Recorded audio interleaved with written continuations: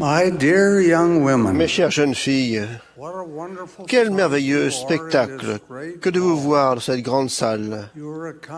Vous êtes accompagnés de vos mères et de vos instructrices et de vos grands-mères. À l'extérieur du centre de conférence, des centaines et des milliers d'autres sont rassemblés à travers le monde. Elles vont nous entendre dans plus d'une vingtaine de langues. Notre discours sera interprété dans leur langue maternelle. L'occasion de vous parler constitue une énorme responsabilité. Mais c'est également une occasion merveilleuse. Je prie pour que le Saint-Esprit me dirige dans ce que je vais dire. D'autres ont traité avec éloquence du thème de cette réunion. Je ne fais que le mentionner. C'est la parole du Seigneur révélée qui se trouve à la 121e session des Doctrines et Alliances. Elle dit que la vertu orne sans cesse tes pensées. Alors ton assurance viendra grande dans la présence de Dieu.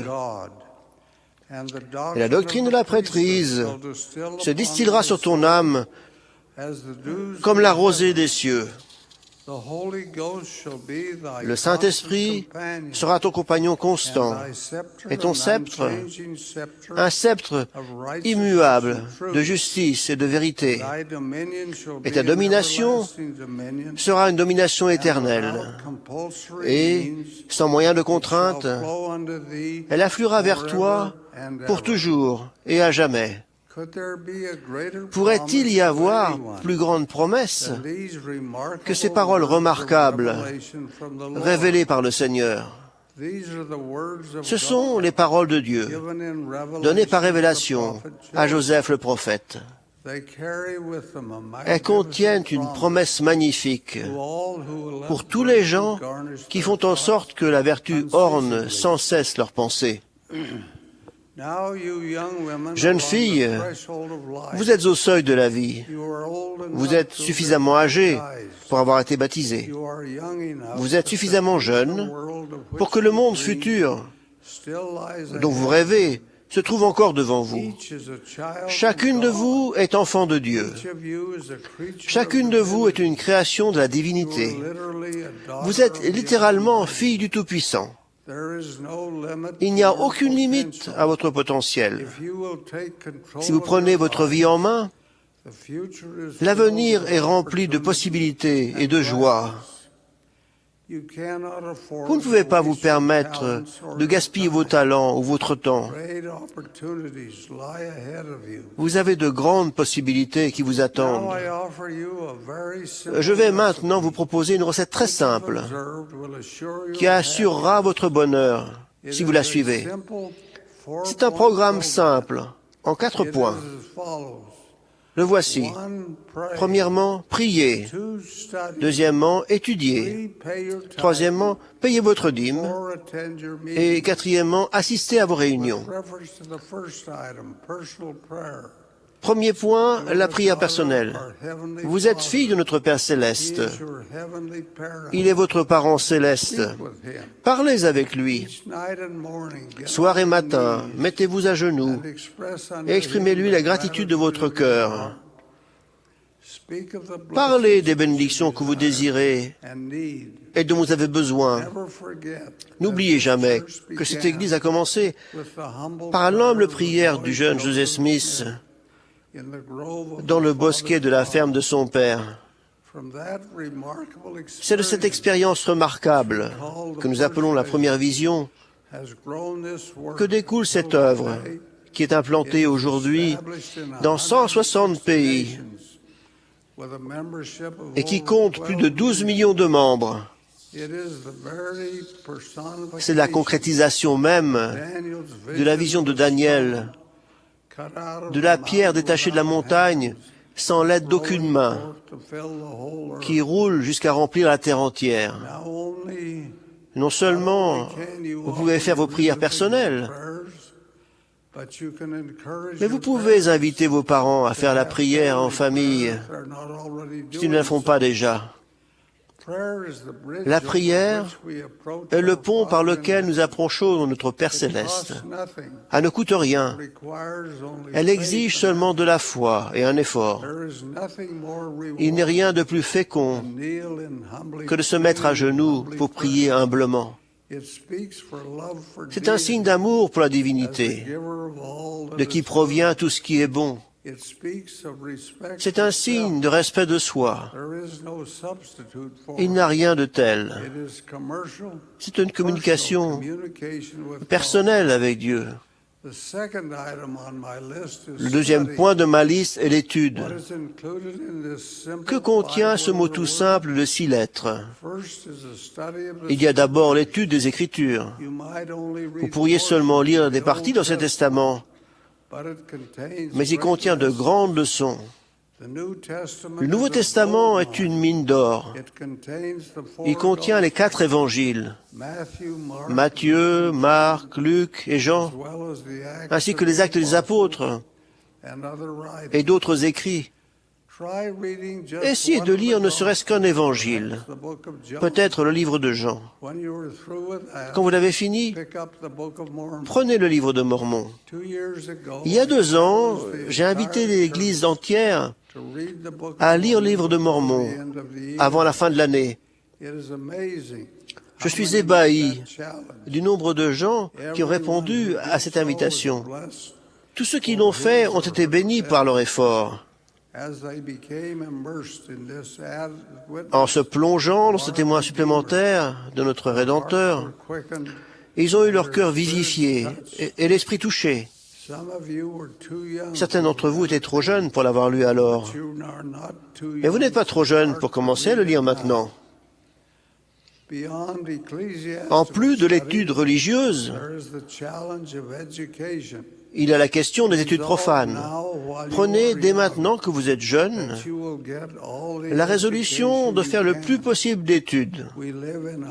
Nous vivons à une époque de grande concurrence et cela ne va faire que s'accentuer.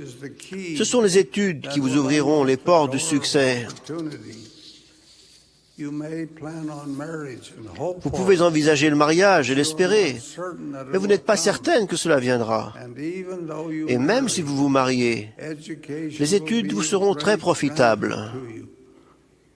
Ne vous laissez pas simplement emporter par le courant en laissant le temps passer sans faire quelque chose de votre vie. Le Seigneur vous bénira si vous faites l'effort. Le fait que votre esprit s'ouvre à de nouvelles perspectives, à de nouvelles connaissances, enrichira votre vie et élargira vos horizons. Le point suivant est le paiement de la dîme. Le Seigneur fait une promesse merveilleuse à ceux qui paient leur dîme. Il dit, dans la révélation moderne, qu'ils ne seront pas brûlés. Sa grande promesse est rapportée dans les paroles de Malachie. Il dit, « Un homme trompe-t-il Dieu? Car vous me trompez. » Et vous dites, « En quoi t'as-nous nous trompé? Dans les dîmes et les offrandes. Apportez à la maison des trésors toutes les dîmes, afin qu'il y ait de la nourriture de ma maison. Mettez-moi de la sorte à l'épreuve, dit l'Éternel des armées. Et vous verrez si je n'ouvre pas pour vous les écluses des cieux, si je ne répands pas sur vous la bénédiction en abondance. Il ajoute alors quelque chose de très intéressant. Écoutez, pour vous, je menacerai celui qui dévore, et il ne détruira pas les fruits de la terre. Et la vigne ne sera pas stérile dans vos campagnes, dit l'Éternel des armées. Toutes les nations vous diront heureux, car vous serez un pays de délices. Fin de citation. La dîme se paie avec de l'argent, mais chose plus importante, elle se paie avec de la foi. Je n'ai jamais rencontré de personne ayant payé une dîme honnête qui était eu à s'en plaindre. Au contraire, S'il a fait confiance au Seigneur, le Seigneur ne l'a jamais déçu. Quand j'étais petit garçon, chaque mois de décembre, mon père nous emmenait tous chez l'évêque, frère Duncan, en face de chez nous, pour le règlement de la dîme. L'évêque n'avait pas de bureau dans le bâtiment de la paroisse.